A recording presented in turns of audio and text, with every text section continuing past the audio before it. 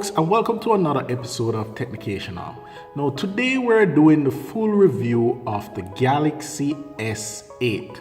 Now this is the S8, not the S8 Plus, so don't really mix it up, Yeah, so the full review of the Galaxy S8. Now this is a sought after phone. A lot of people want this phone. Even people who have a S7 Edge still wants this phone. And today we're going to actually find out why. What makes the S8 so good? Anyhow, let's start the review right now and get right to the meat of the matter. So let's talk about design and build quality. And this year, the S8 has a total different design and build quality from its previous model. Now, this year, there's no edge or flat version. It's just S8. And all versions come with a edge display, dual edge display. Last year, you had a flat version and you have this S7 Edge. This year you have the S8 and the S8 Plus, and the Plus is a bigger phone. That's it. They both have dual edge display. One major thing that I never thought I would actually see Samsung do is that there is no physical home button anymore. No, there's actually just an on-screen button. No physical buttons on the front of the phone anymore. You still have the power button at the side, you still have the volume rocker at the other side, and then you have a dedicated button right here that is the Bixby button that we're going to talk about a little bit more. And for the love of God, thank God they still have a audio port for your headphone jack. No directly through USB Type-C. Thank the Lord. Yeah, so you still can use it headphones on this thing. Thank you. There's no IR blaster, and you still have the option to use a memory card with the phone, and your SD card is compatible up to 120 gigs. Also, the phone base storage is 64 gigs. It's written right on the box. So you get 64 gigs to work with right out the box, which is pretty cool. No longer 32. Leading more into the build quality and what is in the phone, you have an 8 megapixel camera at the front, you have a retina scanner, and you also have a 12 megapixel camera at the back, fingerprint scanner, and the heart rate monitor, and your LED flash. The phone itself is pretty enjoyable to hold in your hand. It just feels pretty nice. And although the screen is slightly bigger than the S7 Edge, it doesn't feel huge in your hands. It actually fits good. The only problem is it's thinner, but it's taller. So you're able to hold it with one hand easily, but it's not very easy to swipe down from the top of the screen come down. Now that is where the problems lie. Now also, the good thing is that with no physical home button, the actual screen looks huge. The retina scanner, for most phones, talking from experience, for most phones, the retina scanner, this is the fastest retina scanner I've used. A matter of fact, I don't even understand if it, at one point I was wondering if it was just unlocking just automatically or it's not really recognizing the eyes. It's pretty fast. As soon as you light up the phone and look at it, boom, it's open. No problem. Now, I'm not going to say it's perfect, to be honest. It works 8 out of 10 times that I've used it, and it works in the dark as well. So you don't have to worry that, hey, if you turn on the phone or trying to use the phone in the dark, it's not going to see your eyes. No, it's still working in the dark. Understand? But it is fast, literally lightning. It is faster than putting your finger all the way around to the fingerprint scanner. Speaking of fingerprint scanner, this thing, I said it before and I'm going to say it again. The placement of the fingerprint scanner is so horrible.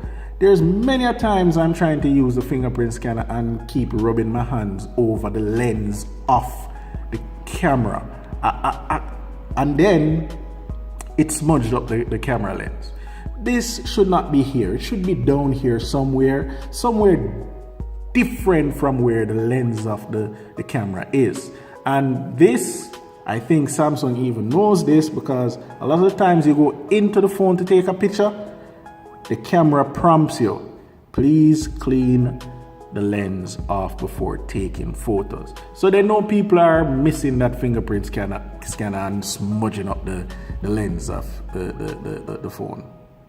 So the home screen is redesigned as well. You swipe up to see all your apps, and you have a clean home screen without a all app button.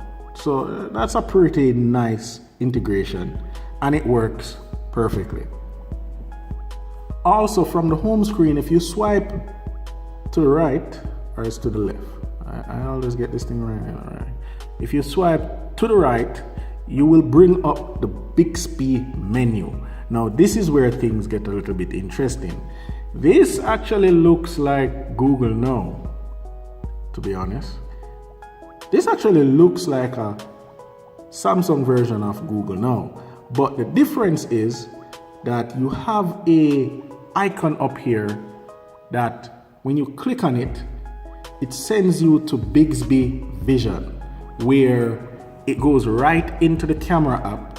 Can turn on and off the light so that you can recognize things in the dark or recognize things outside of the dark, and you point the camera to something and it will recognize what it is, send you to the web page, and give you a list of stuff that are like it. It's kind of a hit or miss, but it works. So here one now, folks, may I test out Bixby on the S8, right? Now this is a program where you point it at something and it will tell you what it is.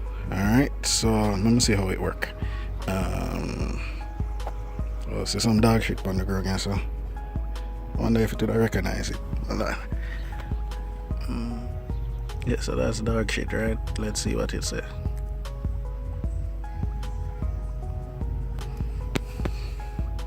Well, Mr. Bixby, that's dark shit. That is not potato. It is not a set of potatoes. It's dog shit. Dog shit, not potato. You know what? 80% of the time. You can also access this panel by pressing the dedicated Bixby button at the side of the phone. And when you click it, it sends you the same exact place. So if you're inside our app, instead of going to the home screen and then swiping to the right, you can just click the button and it brings it up anyway. Speaking of redesign, the camera app is well on its way to being a perfect camera app.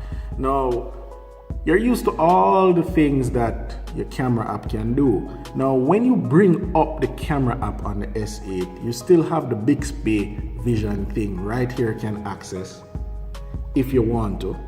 If not, you can actually just take a photo. So in the camera app, you have something that can actually mimic what Snapchat does and give you a little mask over the face of the person you're taking the picture.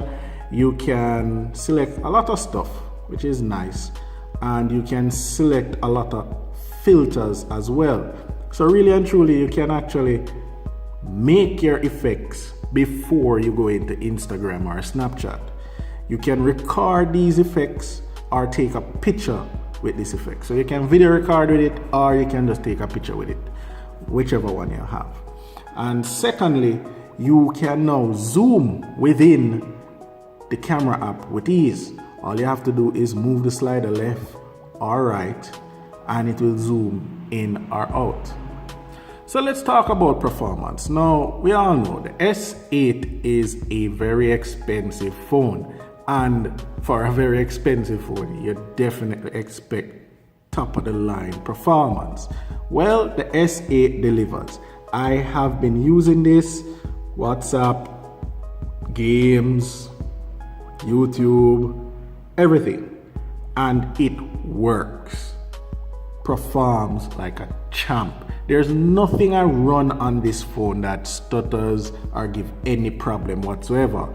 So I have no problem in the performance section. As a matter of fact, I don't even see a reason to actually run a benchmark on this thing, because it is better than the S7, and the S7 still runs everything without a hitch. So if you're worried about performance, you don't have to worry about it. You won't get any message saying that your storage full. You're not getting a message say this is happening or something is overheating. I have not seen that on the S8. So you don't have to worry at all. You pay for a good phone, you get a good phone. There are a couple of things that come inside the box for the S8 that really, if you're not a tech enthusiast, you probably take it for granted. And there are two things I'm talking about. So what I'm talking about? I'm talking about a USB OTG. Now this is a USB OTG cable, right? And what USB OTG stands for is actually USB on the go. So you plug this little baby inside of this, and immediately anything that uses a USB can work on your phone. So you can plug a USB flash drive into the phone and the phone recognize it. You can plug a USB mouse and the phone recognize it. You can plug a USB keyboard and the phone recognize it. It is just an adapter that you can plug any USB device and the phone knows it and uses it. This thing here doesn't usually come inside our box, and for Samsung actually put it inside our box so you can use it. The possibilities of what you can use the S8 for is pretty endless. The second thing that came in the box that people might take for granted is the AKG headset. Now these things are pretty expensive if you buy them by themselves. I think this thing costs like $100 just by itself. These headphones are like $99 by themselves, I think, or if it's $50. I don't even remember. Don't quote me, but I know they're expensive. And these things sound amazing. I'm so glad that Samsung still have a headphone jack on their phones, because it's not the whole world ready for digital earbuds going inside the USB on your phone. People still there in the days where they use headphone jacks. Now this is valuable, and this you're not going to get with a lot of phones. You understand? All phones you're lucky if you get a headset, plus if you get a headset that is this good. So we reach a segment that I talk about my final thoughts on the S8, the Galaxy S8. Okay, I go be frank. I really love the phone. It feels good. It's amazing to type on. It's really comfortable to hold in one hand. The pictures are great, and I love the redefined OS and UI experience. But truth be told, if you are a S7 Edge or S7 owner, there's not really much that will push you to get yourself a S8, because it's actually not such a big gap between the two phones. Yes, it's redesigned, there's no home button, and it's still waterproof and it looks sleek and everything, but to me it's kind of too much to move from a S7 to a S8. But truth be told, if you never owned a Samsung device, now it's the time to get one, because this is the best I've seen Samsung so far. Okay, so that's it, folks. That's my compiled review of the S8, the Galaxy S8. So until next time, continue to subscribe, because it's your viewership and your subscription that make these things possible. So until next time, people, enjoy the rest of your day. Keep commenting on my videos, and I'll see you next time. Peace.